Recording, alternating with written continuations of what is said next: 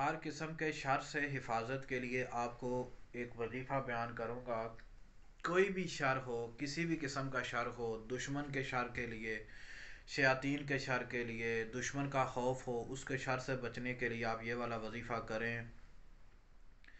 آپ انشاءاللہ تعالی ہر قسم کے شر سے محفوظ رہیں گے۔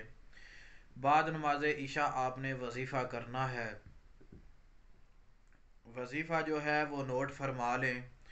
اول آپ نے 11 مرتبہ درود ابراہیمی پڑھنا ہے، اس کے بعد آپ نے 101 مرتبہ سورۃ قریش پڑھنی ہے، آخر میں پھر آپ نے 11 مرتبہ درود ابراہیمی پڑھنا ہے، اور پھر اس کے بعد دعا کرنی ہے کہ یا اللہ مجھے فلاں کے شر سے محفوظ رکھ، جس بھی دشمن کا شر ہو۔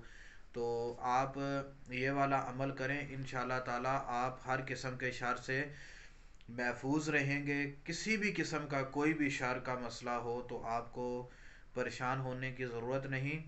آپ یہ والا وظیفہ کریں، انشاءاللہ ہر قسم کے شر سے آپ محفوظ رہیں گے۔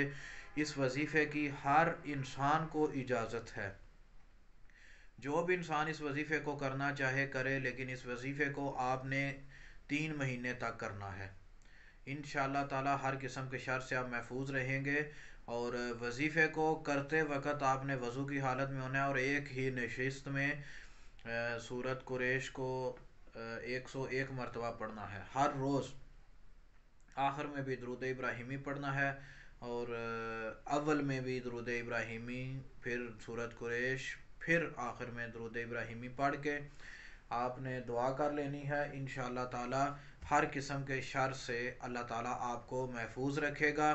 اگر میرا یہ وظیفہ آپ کو اچھا لگا ہے تو اس کو لائک بھی کرو، شیئر بھی کرو، اور عملیات امان یوٹیوب چینل کو سبسکرائب کر لو۔